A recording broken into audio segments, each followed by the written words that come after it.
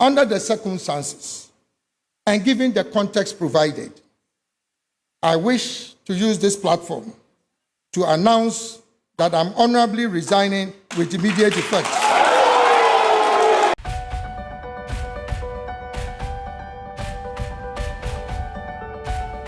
Hello there, welcome to Let's Talk Ghana here on Studios 2 Television. This is the show where we put Ghana first in all of our conversations. This news podcast is via Studios 2 Television on YouTube and on Facebook as always. We seek to, amongst other things, bring you the happening stories as and when they come through with the perspective of a national interest. And that's what we're going to be doing. On today's edition of the show, it's just one conversation. Kyeremanten has resigned from the governing New Patriotic Party. He says he's going to contest the 2024 general elections as an independent candidate with a new movement, the Movement for Change. He's outdoored the logo, the butterfly, in the Akan adage, Afranfranto. His plans, his ideals, the governing New Patriotic Party has been responding to it. That's what we're doing today. Stay with us. We're back shortly.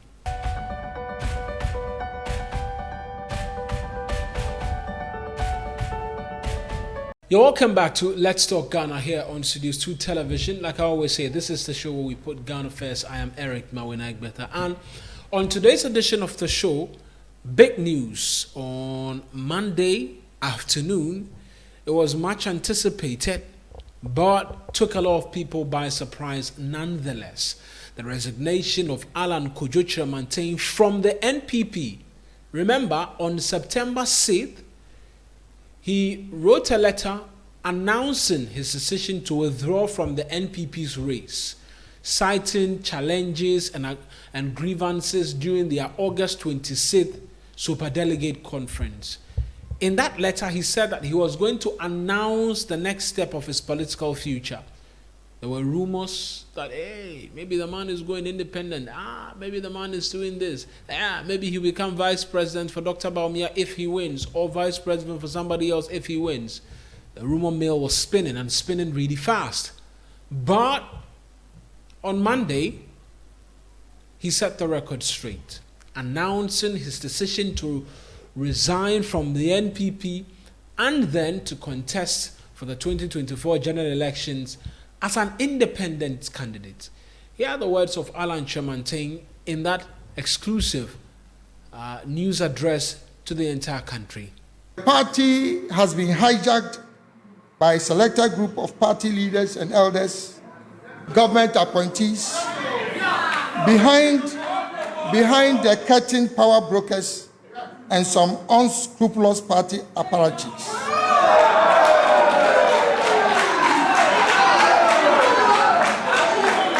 It was my fervent wish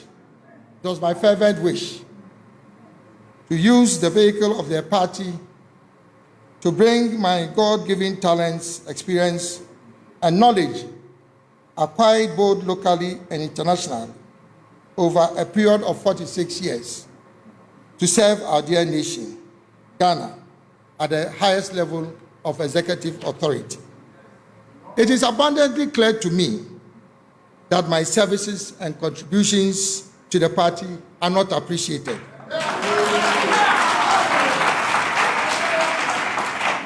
And that my continuous stay in the party will create further tension and divisions, which is an exact replay of the circumstances that led to my decision to resign from the party in 2008. Fellow countrymen and women, under the circumstances and given the context provided, I wish to use this platform to announce that I'm honorably resigning with immediate effect.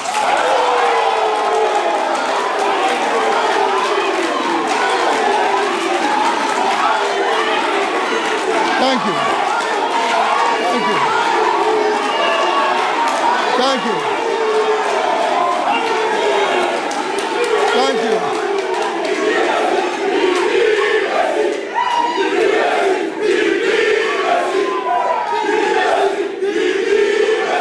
Thank you. Thank you.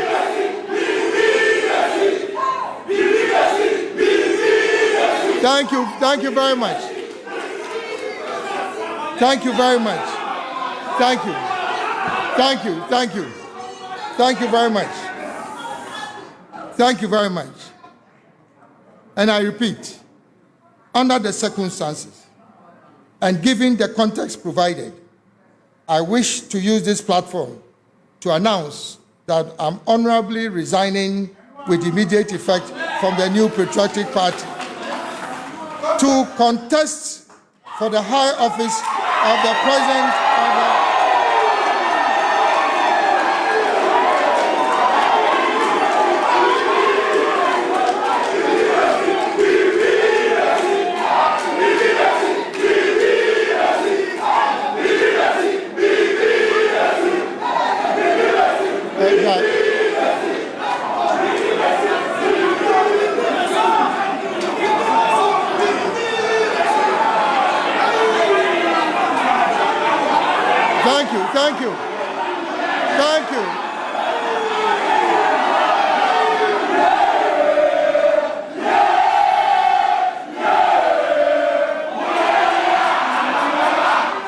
Thank you.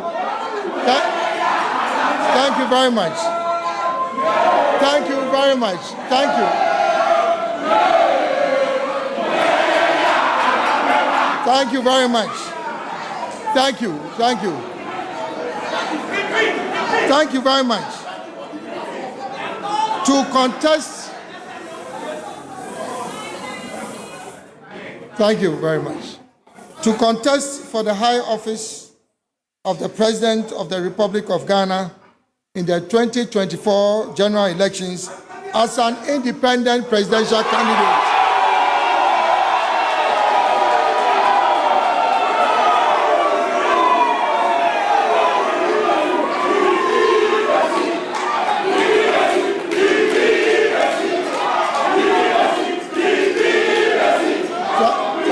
Thank you.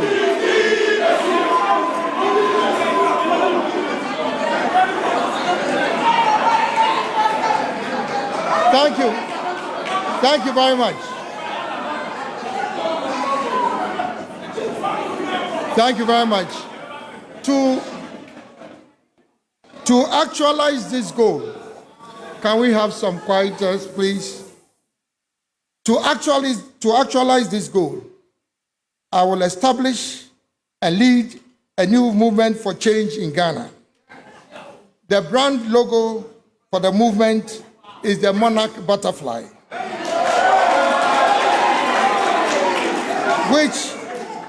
which politically symbolizes change and transformation, hope and positivity.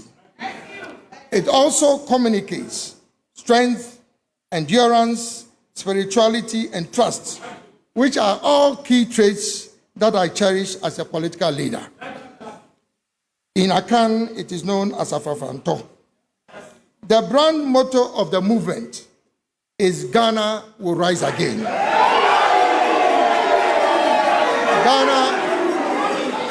Ghana will rise again, which symbolizes hope for the future of Ghana.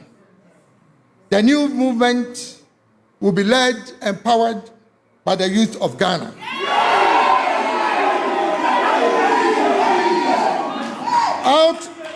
Out of the over 17 million registered voters in the 2020 general elections, the youth aged 18 to 35 years constituted over 9.4 million voters, representing 55% of the total voters. This is a constituency that you cannot ignore. It is acknowledged without doubt that the youth represent the future of our country, and yet they constitute the most vulnerable section of our society. From available statistics, 85% of all prison inmates in Ghana are aged between 12 and 35 years. This is profoundly alarming. Fellow countrymen and women, it is also worth noting that every year, over 300,000 graduates. So that was Alan Kyeremanten in that news address? Well, the governing New Patriotic Party responded immediately with hashtag We Are NPP, and the General Secretary of the party issuing a statement that they were going to respond yesterday. And respond they did, debunking all of the claims, including that which says that apparatchiks and faceless individuals had hijacked the party. Here's Justin Frimpong Kodia in that news conference yesterday. Strategically, tactically skewed to favor one aspirant. First, Article 13.1.1 of the party's constitution states the date and venue for presidential primaries shall be decided by the National Council, provided, however, that the National Council may, on appropriate occasion, vary the date. It is very clear that in our constitution, only body that is mandated determine venue and date for presidential primaries is certainly the National Council. Without doubt, as the determinations are made by the National Council, there is a historical precedence. In 2014, the Special Electoral College elections were held at several venues. At the time, none of the aspirants, including Mr. Kyeremanten, filed a petition regarding the venue. What has changed? The party's constitution further states in Article 13.2.2 that where there is more than one contestant, each delegate will cast his or her vote by secret ballot for one of the contestants. Therefore, the demand by the petitioners for delegates to vote for 5 persons instead of one is certainly unconstitutional. It needs mentioning that as democratic and transparent as the leadership of the party has been, it recommended to the consideration of the National Council a determination on the petition upon receipt of same. Even more important is the fact that the petitioners, although most of them are not members of National Council, granted the rare opportunity to appear before the National Council and make their case on why such a proposal should be adopted. In a true democratic process, 73 members of the National Council voted against both proposals relative to 9 others who voted in support, underscoring the overwhelming rejection of both proposals. The national chairman of our party, ladies and gentlemen, the leadership of the party equally disagrees with the assertion made by Mr. Kyeremanten in page 8 of his resignation address that the party says expanding its electoral college enfranchise some 106,590 delegates in 2010. Currently, about 200,000 delegates will be voting to select the party's next flag bearer relative to estimated 1,998 who did same in 1992. Clearly, the quantum leap to 200,000 delegates in 2023 underscores the decentralization of power all party stakeholders and defeat the assertion that the party has been hijacked by a privileged few. In reference to Mr. Kyeremanten's concerns, which include allegations of intimidation against his supporters, it is noteworthy that certain government appointees, including cabinet ministers, who openly declared their support for him, are still at post and have never been intimidated. Ladies and gentlemen, under the Fourth Republic, both the NPP and the NDC have had some leading members of their party breaking ranks to either form their own party or join other political parties. Yet, the mother party remained resilient. Going into the 2024 general elections, the party, your party, our party, has a message. And we use this opportunity to commend Mr. Kyeremanten for admitting the good work the government has done under the ministry, namely establishment of one district, one factory initiative, establishment of the African Continental Free Trade Area after the headquarters of the Secretariat in Ghana, the development of new strategic anchor industries, including automobile assembly and component manufacturing, the establishment of business resource centers and technology solution centers all over the country,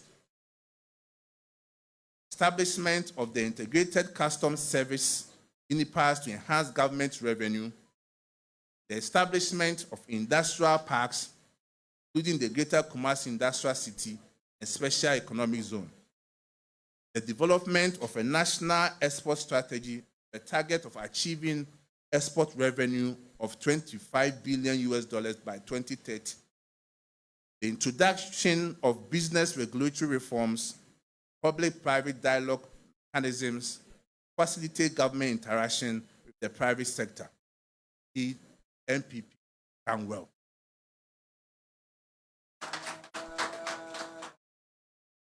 The party further urges all sector ministers, other government appointees, also start propagating the unprecedented achievement of the government in their respective sectors, just as Mr. Kyeremanten has done. And I repeat, the party further urges all sector ministers and other government appointees also start propagating the unprecedented achievement of the government. Justin Frimpong Kodia is the General Secretary of the governing New Patriotic Party. We're going to subject all of this to some analysis. Professor Smart, not Professor Smart Sapon, Professor Edu Jemfi is a professor of political history and political science with the Kwame Nkrumah University of Science and Technology. He's joining us on the telephone line with some more insight into this conversation. All right, Prof, many thanks for speaking to us. And so your general thoughts on the reactions by the NPP to the resignation of Alan Kyeremanten and what has been accusations that the party has been hijacked by unknown faces and some apparatchiks. It's good, my brother, to have me. It's important for us to appreciate the fact that the MPP as a party has done well by making efforts to respond to what Mr. Alan Kyeremanten has presented to the populace of Ghana, especially to the MPP family. It is quite clear that what they sought to do, if you like, today is to rebut or to find ways of drawing the attention of their following that, hey, whatever he said, much of it did not reflect who we are as a party. And therefore, we cannot accept that for it to run as the gospel or the truth for anyone to accept. And therefore, we've come to clear the air to allow for the actual right narrative to persist. But that is indeed their word against that of Mr. Alan Kyeremanten. Right. What it simply means is that Mr. Alan Kyeremanten has made himself very viable in the present instance to the extent that the MPP is eager to respond to anything he says. And over time, if it continues, is going to inure to the benefit of Mr.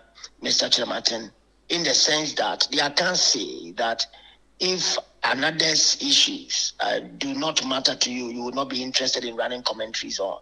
Right? So fundamentally, if they've shown great interest in responding to Mr. Alan Kyeremanten. They understand the impact of what he says.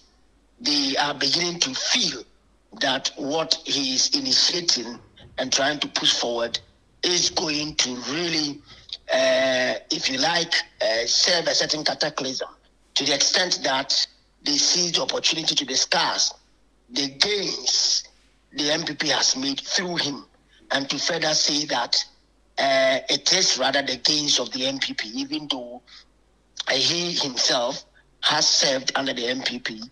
It is quite clear that they are also claiming the credit for themselves, and to argue that the NPP, among other things, is the viable front in this sphere.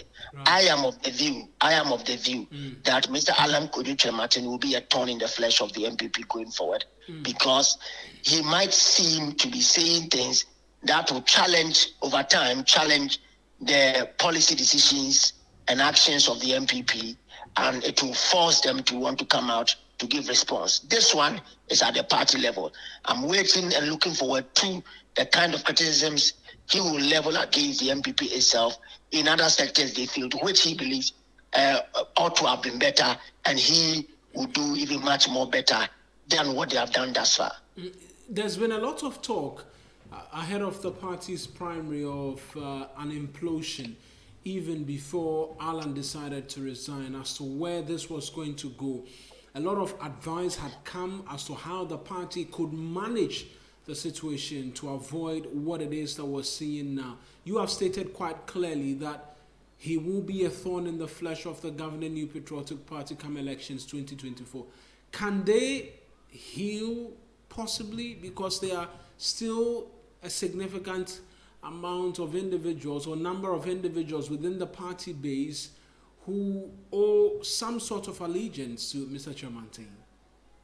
Yes, that is a fact. There are a certain of the members of the party who owe that level of allegiance, some level of allegiance to Mr. Alan Kyeremanten. And these individuals will not waver at all. Again, they equally have their following, and they will be willing to campaign for him to make sure that they, if you like, reorganize or recalibrate Mr. Kyeremanten within the NPP itself. And that is the fear the NPP has, because remember, they know that he's been a member of this party, a founding member of this party, at least since 1992. They cannot just out of a certain whim or fiat assume that he doesn't matter. And so it's kind of a nightmare, if you like, not only a thorn in their flesh. Because if from 2007, for example, 2008, he had taken this position and pursued it, for me, it would have been impossible for Nanda. He would have been able to create a certain dissonance within that sphere, and would have taken away some votes from the NPP. It is important to argue that it is not over in terms of the fragmentation and organization of the NPP. Really? Going into the 4th of November election, they must find ways of patching up with the showdown man. I call him the showdown man. Kennedy Japan. Mr. Kennedy Japan. Find ways of patching up with him even before the final outcome of the election.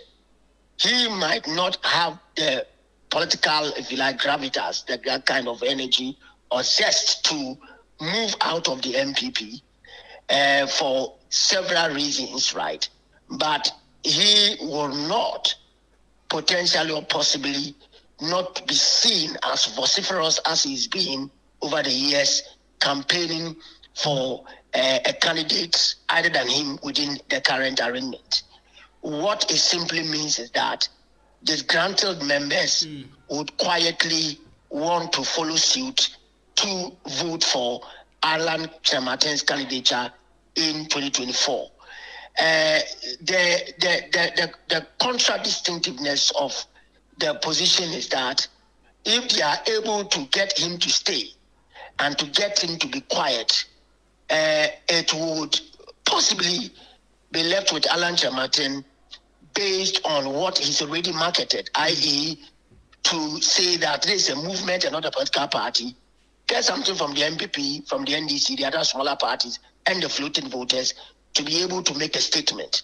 But when there is a further, if you like, a balkanization or fragmentation of the party NPP. around November, then it would give him a better chance to make a bolder statement than he would have made when there is some degree of quietness after November 4th, and especially finding ways to bury the hatchet with the showdown man and his, if you like, followers, as well as those who look up to him to make an emphatic statement in that election. And so fundamentally, there are questions that are unresolved. Again, what is happening today it's not only a 2007, 2008 issue, but 2015, 2016, we remember the Paula Wintani Afoko Kabineti Japan's issue. The suspension, indefinite suspension. Yes.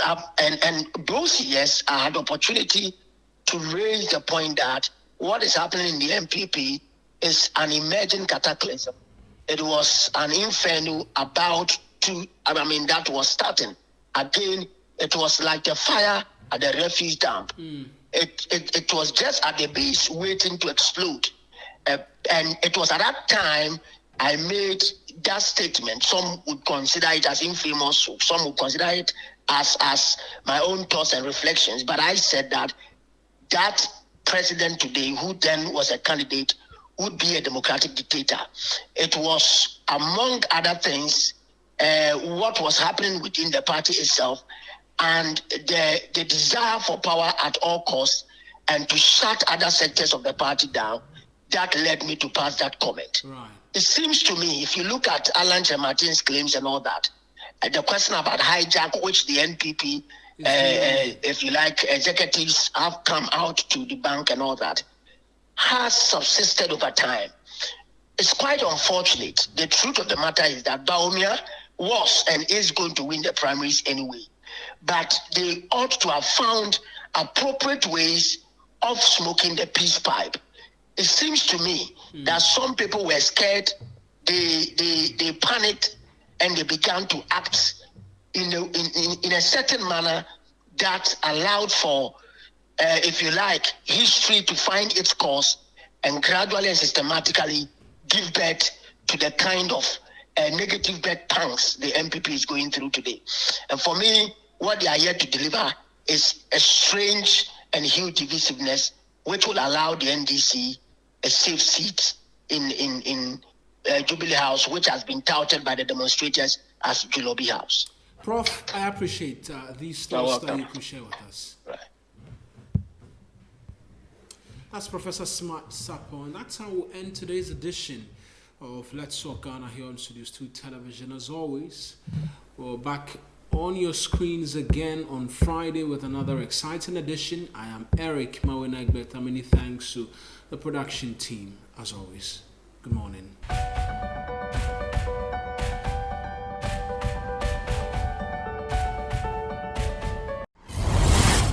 Studios 2 TV. The truth is here in your eyes.